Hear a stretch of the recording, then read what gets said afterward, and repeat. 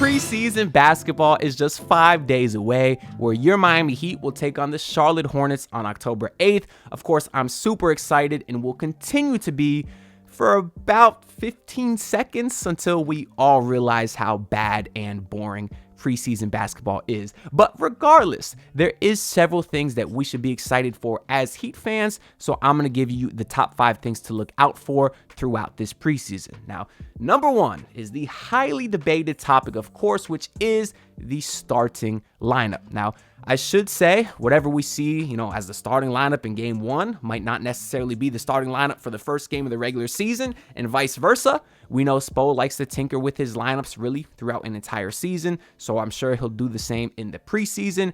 We don't know if the first game will be a dress rehearsal or the last game. We really have no idea, but I do feel like through watching all the preseason games, we will be able to get a sense of who Spoelstra plans to start on day 1.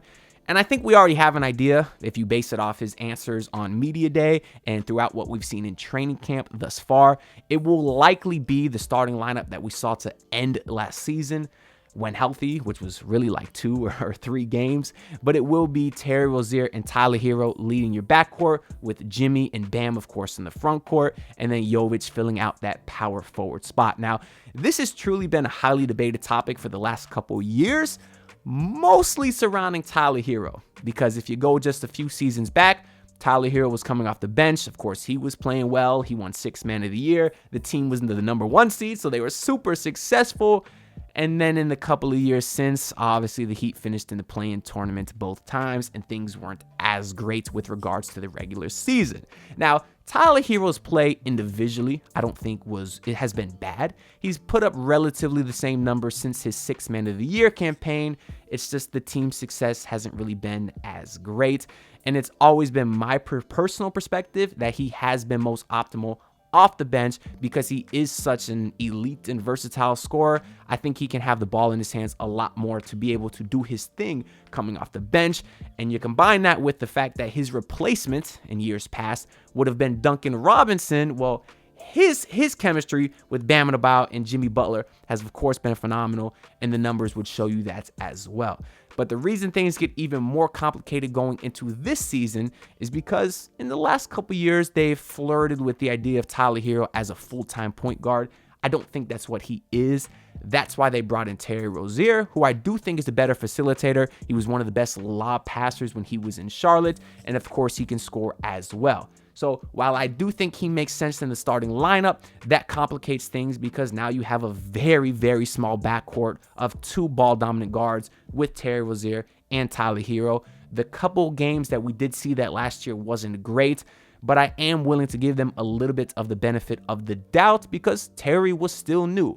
He really didn't have a lot of time to get acclimated before either he got hurt or Jimmy got hurt or Tyler got hurt. So I do feel like giving them an actual proper full training camp could yield some different results. We've already heard Tyler Hero say in media day that for that starting backcourt to be successful, he'd have to play a lot more off ball. And I do think he's capable of doing that because the one thing that really hasn't been a doubt is how elite a shooter he's been for the last couple seasons. So I understand shooting off the dribble and shooting catch and shoot is completely different, but I do believe he is skilled enough as a shooter to be able to play off ball. So I think offensively it could work. Defensively, there's a lot of questions there, though.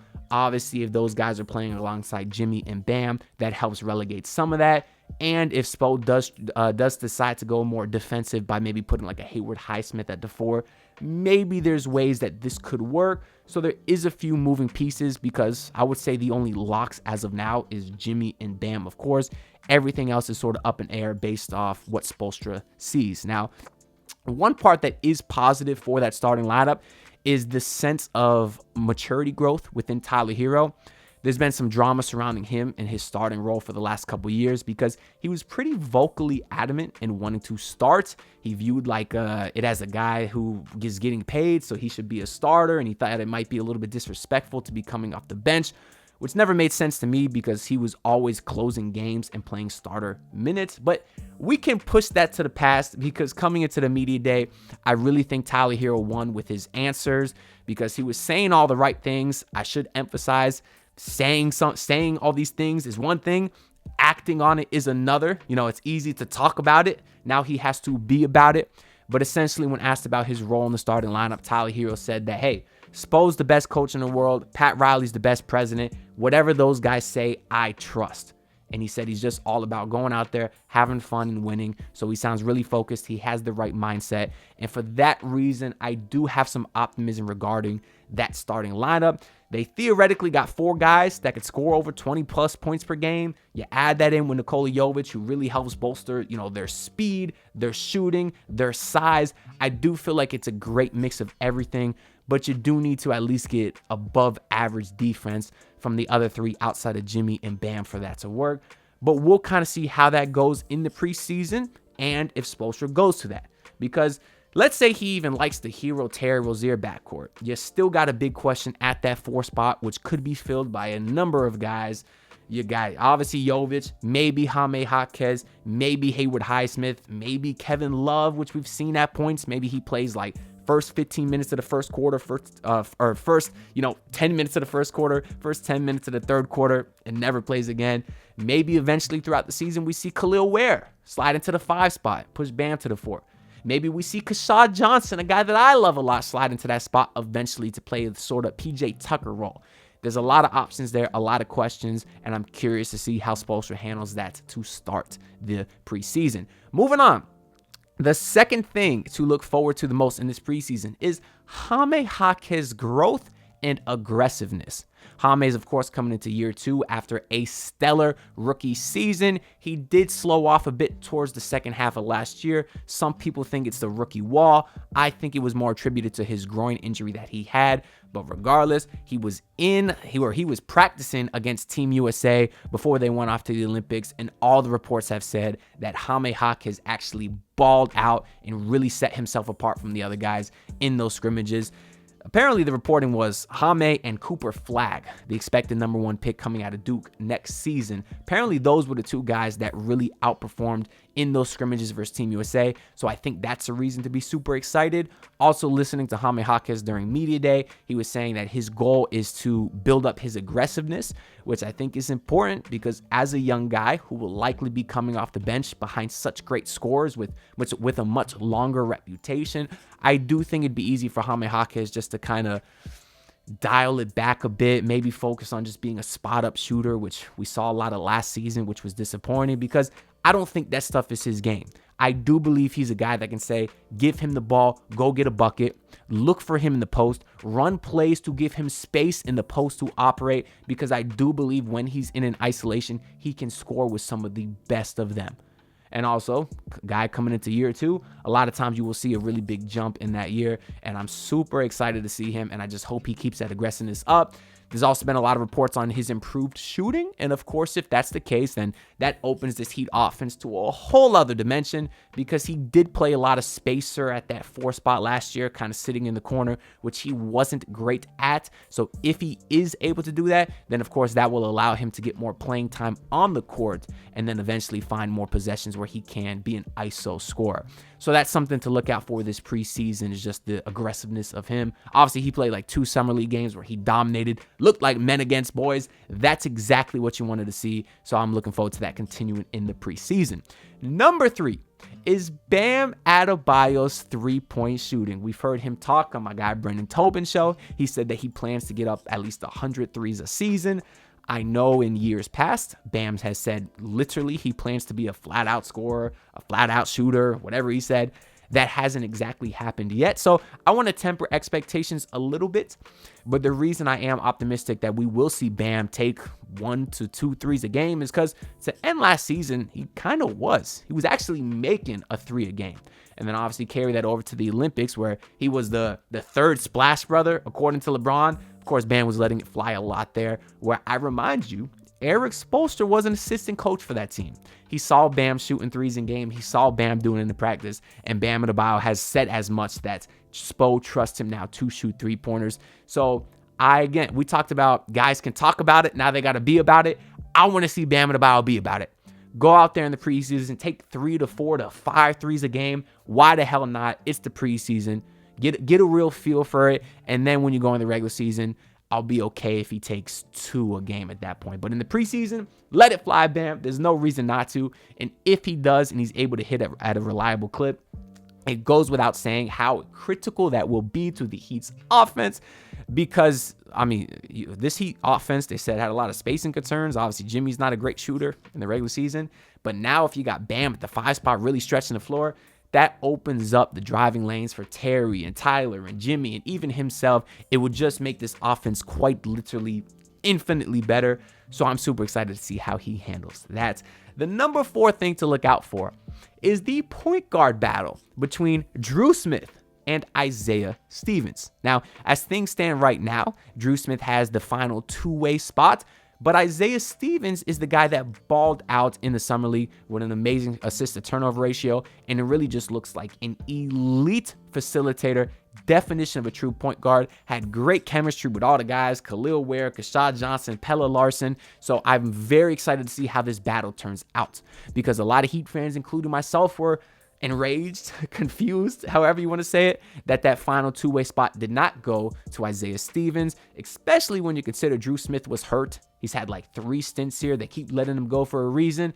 But I will say, he did cut his hair. He used to have the big curly hair in the back, and he cut it. And it's not shaved head, but haircut Drew Smith moves me a little bit. I seen a picture of him on Twitter just maybe a week ago, and I didn't even recognize him. So I don't know, something about the shaved head just tells me that you mean business. I feel the same way about Tyler Hero's buzz cut. It's a serious haircut. So as stupid as it is to say that maybe I believe in Drew Smith a little bit now because he went to a barber, I just might. Let me not say I believe in him, but I'm willing to give him a second chance because, well, really like a 4th chance because he's been on the team 3 different times already. But I am fully a non-believer in Drew Smith, or at least I was. I'll give him a second chance because the Heat are clearly obsessed with him for some reason. They say he's a true point guard that can also be an elite on-ball defender. I haven't seen it yet, but I will give him that chance. But we got to compare what he does with Isaiah Stevens because if Isaiah Stevens can keep reading the floor, and he sees the game at such a slower level than everyone else, like such a slower pace, that's how he's able to operate so much, and he never gets flustered. I was very impressed with everything about Isaiah Stevens. So if he's able to bring that into the preseason, there's a real debate that needs to be had about who gets that final 2-way spot because the Heat cannot have both of them. I do think the Heat are in more of a need of an elite facilitator than a decent facilitator who could play defense at the guard spot. So I think they're more in a need for Isaiah Stevens, but that will be a very interesting point guard battle to watch out for. The number 5 thing to look out for is the performance of the Summer League standouts. Obviously, we just talked about Isaiah Stevens, but the other guys include Keshad Johnson, Josh Christopher, and of course the draft picks Khalil Ware and Pella Larson. And you could throw Caleb Daniels in there too because they did sign him to a training camp deal. And I felt like he was a decent facilitator in the Summer League, or a decent defender in the Summer League, and almost sort of like a Gabe Vincent he reminded me of. But the point is, all of those guys really balled out in the Summer League, of course, on the way to the Heat winning the Summer League championship, but that was against Summer League competition. For the most part, the Grizzlies had like a couple of 28-year-olds on their team that were balling out. But anyways, if these guys could also perform like that against actual NBA talent, assuming they get to play in the games when actual NBA talent is playing, of course, the opponent could also be playing the end of their bench, so it's tough to say that right now, but I'm sure these guys will get spot minutes against actual NBA rotational talent, and if they could continue to stand out, that's an extremely positive sign. The guy that I am the most high on, and I've said that blatantly many times on this channel, so you know I had it first, but I'm going to say it again, is Keshad Johnson. I think Keshad Johnson is a potential future all-star in this league. He is PJ Tucker with Derrick Jones Jr. athleticism. He is elite defensively, can jump out the roof, was a very reliable corner three-point shooter in college, and showed the ability to put the ball on the floor a little bit in the Summer League. I'm very high on him. I think he truly has all-star potential. Not anytime soon, but maybe one day down the line. And I'll have a bold prediction video out before the season starts. And I'll say some more about Keshad Johnson in that video. Just know I'm super high on him, and I'm waiting to see it against NBA talents. Josh Christopher, he was an amazing scorer in the Summer League. I want to see him get buckets against NBA-level talents again. He was already in the league before, had some very nice, I think 20-plus 30-point games even in the NBA when he was with the Houston Rockets. We know he can perform. I want to see him continue to do that with the efficient three-point shooting that we saw in the Summer League and the elite defense. And then, of course, the draft picks. You drafted them for a reason. Pelle Larsson was very, I think, physically strong against some of the talent in the Summer League. I want to see how that holds up against NBA content. And physically, more so with Khalil Ware. He's relatively skinny, but he was still able to use his size and athleticism for Summer League talent. But it's a whole other level of physicality when it comes to the NBA. So I do want to see if Khalil Ware can still get all those offensive rebounds and body guys in the paint and maybe get a 3 or 2 up. I truly don't think we'll see many of that. I think when he does play, Spo will use him as sort of just a lob threat, interior defender, shot blocker. But maybe once in a while he'll sprinkle in a 3-pointer. But the most important thing I'm looking for with him is just if he can hold up physically. And then shout out Caleb Daniels once again. Although we pretty much know he won't make the roster. But anyways, those are 5 things that you should be looking out for coming into this preseason. Let me know y'all thoughts down below. Who specifically are you most excited to watch? Are you excited to see Jimmy? Because we're going to find out if he's going to try this year. Even if he does, he won't try in the preseason. But are you most excited to see the young guys? Do you want to see a Khalil Ware Bam lineup? Let me know all y'all thoughts down below. I will be reading every single comment and responding to everyone that I can. Make sure to like and subscribe because it helps the algorithm boost this channel out to everyone. We're in for such a great season. I'm excited, and I'll see you on the next one.